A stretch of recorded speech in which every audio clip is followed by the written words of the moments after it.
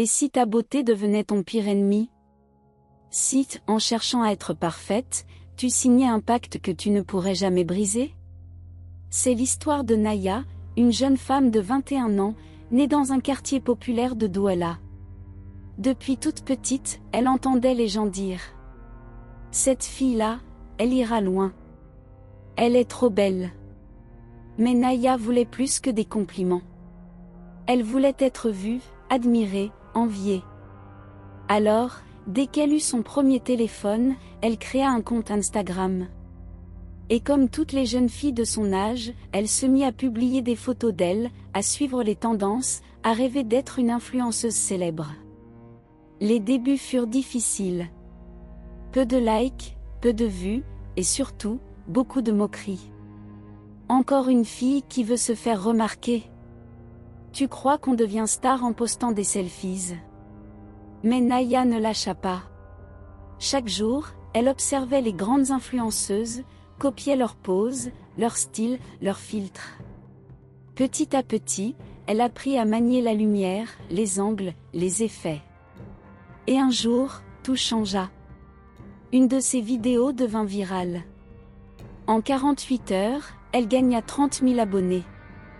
Son visage circulait partout, sur TikTok, sur Instagram, sur YouTube. On la comparait à des stars, des mannequins.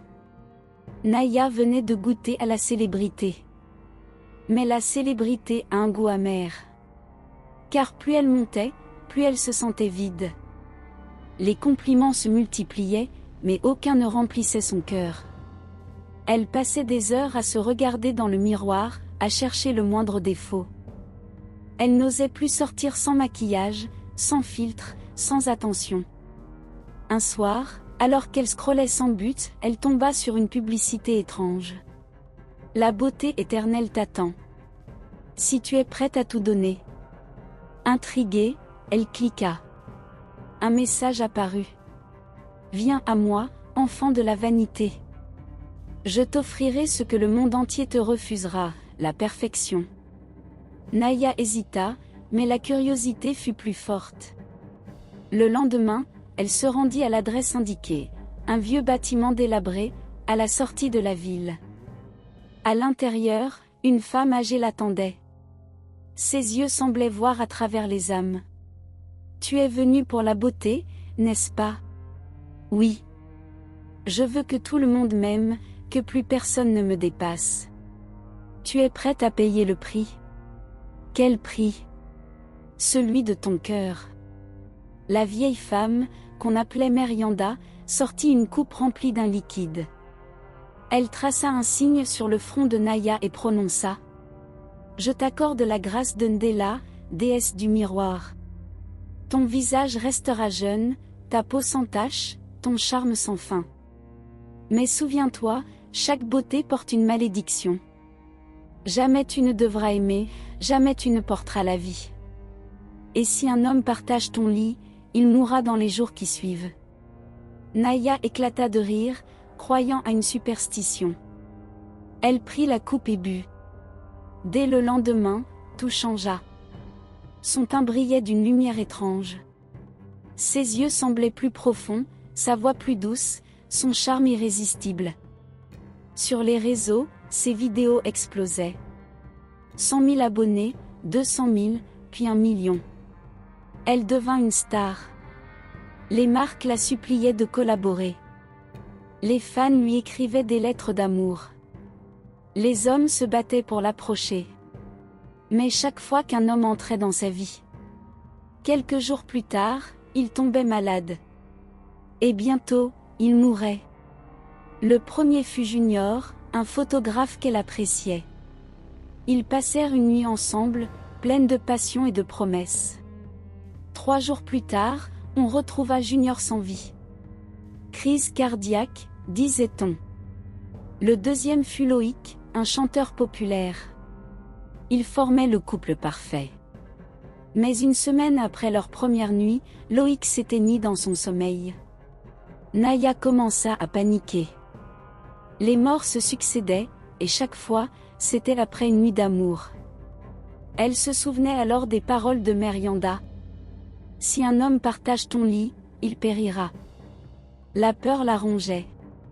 La culpabilité la détruisait. Elle s'isolait de plus en plus, refusait tout contact, tout amour. Mais un jour, elle rencontra Élie, un jeune homme différent. Il ne la regardait pas comme les autres. Il ne voulait pas sa beauté, mais son âme. Il lui parlait avec douceur, lui rappelait qu'avant les filtres, il y avait une vraie femme. Naïa tomba amoureuse malgré elle. Elle essaya de résister, de le repousser, de fuir. Mais l'amour, le vrai, ne se commande pas. Une nuit, elle céda. Et cette nuit-là, elle sentit dans ses bras une chaleur qu'elle n'avait jamais connue. Mais au fond d'elle, elle savait, c'était la dernière. 3 jours plus tard, Élie mourut dans un accident. Brisée, Naïa retourna voir Mérianda. « Je t'en supplie, enlève-moi cette malédiction. Tu as eu ce que tu voulais, beauté, gloire, admiration. Mais tu as oublié que tout ce qu'on prend au Dieu doit être rendu. Je ne veux plus être belle. Je veux juste vivre libre. Alors il te faudra faire un dernier sacrifice. » La vieille lui remit un miroir ancien et dit, « Brise-le à minuit, sous la pleine lune, mais sache que ce que tu perdras ne reviendra jamais. » Cette nuit-là, Naïa suivit les instructions. Quand elle brisa le miroir, une lumière éblouissante envahit la pièce. Le lendemain matin, elle se réveilla, méconnaissable. Son visage était marqué, ses cheveux ternis, sa peau vieillie. La déesse Ndéla avait repris son don, et plus encore. Naïa avait perdu sa beauté, mais aussi sa voix. Elle ne pouvait plus parler. Aujourd'hui encore, certains disent qu'elle erre dans les rues de Douala, le visage caché sous un voile. D'autres affirment qu'elle vit recluse, dans une petite maison au bord de l'eau. Mais une chose est sûre, chaque fois qu'une jeune fille poste une vidéo en disant « Je veux être parfaite », l'ombre de Naïa apparaît dans le reflet de son écran, comme pour murmurer.